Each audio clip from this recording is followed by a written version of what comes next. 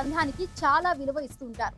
వివాహమైన తరువాత ఎన్ని కష్టాలు నష్టాలు వచ్చినా వాటిని అధిగమిస్తూ చివరి వరకు కలిసి జీవించేందుకే భార్యాభర్తలు ప్రయత్నిస్తూ ఉంటారు. ఎందుకంటే భార్యాభర్తలే ఒకరితో మరొకరు చివరి వరకు తోడుగా ఉంటారు కాబట్టి.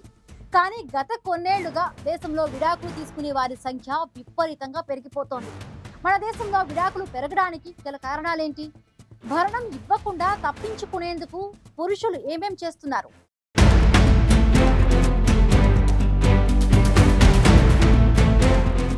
భార్యాభర్తల బంధం అంటేనే జన్మజన్మల సంబంధమని మన దేశంలోని ప్రజలు బలంగా నమ్ముతుంటారు. ఎందుకంటే వివాహమైన తర్వాత చివరి వరకు కలిసి ఉండేది భార్యాభర్తలే. నిజానికి మన దేశంలో భార్యాభర్తలు తమ మధ్య ఉన్న బంధానికి చాలా విలువ ఇస్తుంటారు. కానీ ఇటీవలి కాలంలో విడాకులు తీసుకుంటున్న వారి సంఖ్య విపరీతంగా పెరిగిపోతుంది. దేశంలో విడాకుల సంఖ్య పెరగడానికి గల కారణాల విషయానికి వస్తే, స్త్రీ పురుషులు ఇద్దరూ చదువుకోవడం, ఇద్దరూ సమానమనే భావన, ఉద్యోగాలు చేయడం వంటివి ఉంటున్నాయి. వాస్తవానికి భార్యాభర్తలు ఇద్దరూ ఉద్యోగాలు చేయడం వల్ల వారిద్దరికీ ఆర్థిక స్వాతంత్రం ఉంటుంది. దీంతో వారి వైవాహిక జీవితం కూడా చాలా సంతోషకరంగా ఉండాలి. కానీ నేటి తరం ఎక్కువగా ఈగోలకు పోయి విడాకులు తీసేసుకుంటున్నారు. ప్రస్తుతం దేశంలో విడాకులు తీసుకునే వారి సంఖ్య భారీగా పెరుగుతుండడం ఆందోళనకరంగా మారింది.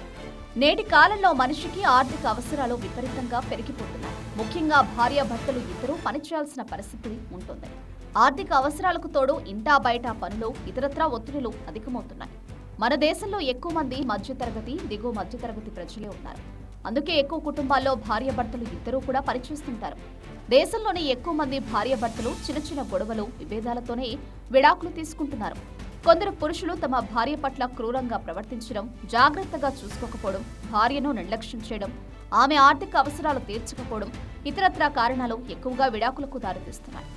భార్యాభర్తలు తమ మధ్య ఏర్పడిన అభిప్రాయ భేదాలను, సమస్యలను పరిష్కరించకపోవడం వల్ల విడాకుల కేసులు భారీగా పెరిగిపోతున్నాయి. భార్యాభర్తల మధ్య వివాదం ముదిరి కోర్టుకు వెళ్లినప్పుడు ఆ దంపతులు కలిసి జీవించడం కోసం న్యాయస్థానం కొంత సమయం ఇస్తుంది.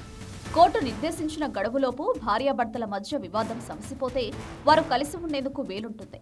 కానీ అలా కాకుండా అప్పటికీ కూడా వారిద్దరూ విడాకులే తీసుకోవాలని నిర్ణయించుకుంటే అప్పుడు భరణం చెల్లించాలా వద్దా అనే అంశం తెరపైకొస్తుంది.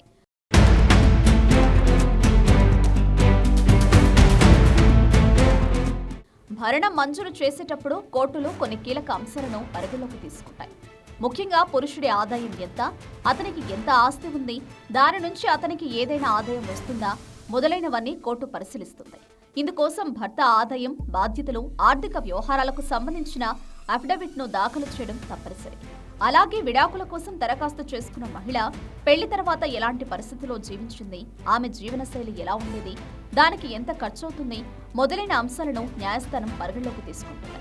వీటి ఆధారంగానే ఎంత భరణం ఇవ్వాల్సి ఉంటుందో కోర్టు నిర్ణయిస్తుంది. భరణం ఇచ్చే విషయాన్ని సామరస్యంగా పరిష్కరించుకోవడమే మంచిది. అయితే భార్య విడాకులు తీసుకోవడానికి మొగ్గు చూపినప్పుడు కొందరు పురుషులు ఆమెకు డబ్బులు ఎందుకు ఇవ్వాలి అని ఆలోచిస్తారు. కొన్నిసార్లు పురుషులు తమ పేరు మీద ఉన్న ఆస్తినంతా భార్యకు ఇవ్వాల్సి ఉంటుంది. అలాంటి సందర్భాల్లో మగవారు తమ పేరు మీద ఉన్న ఆస్తిపాస్తులను తమ తల్లిదండ్రులు, సోదరులు, సోదరిమణులు లేదా స్నేహితుల పేర్ల మీదకు బదిలీ చేసుకుంటారు. న్యాయస్థానంలో తమ పేరుపై ఎలాంటి స్థిరాస్తులు లేవని చూపిస్తారు. అంతేకాదు, ఉద్యోగాలు మానేసి ఇంట్లోనే ఉంటారు. ఇలా తన నుంచి విడిపోయిన భార్యకు ఎలాంటి భరణం చెల్లించకుండా ఉండాలని ప్లాన్ చేస్తుంటారు కొందరు పురుషులు.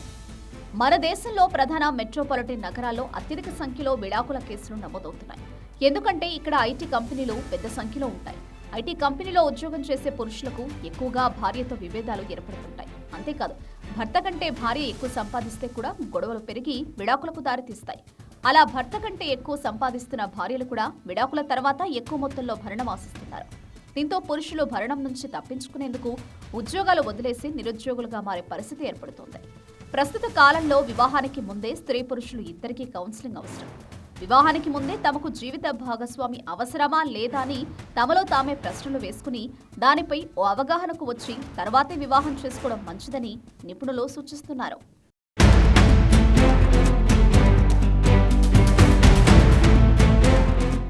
ఒకప్పటితో పోల్చితే మన దేశంలో భార్యాభర్తల బంధానికి విలువ ఇచ్చే వారి సంఖ్య క్రమంగా తగ్గిపోతోంది. జీవితాంతం వరకు కష్ట సుఖాల్లో తోడుండే భార్యాభర్తలు చిన్న చిన్న విభేదాలు, గొడవలతో విడాకులు తీసుకుంటున్నారు.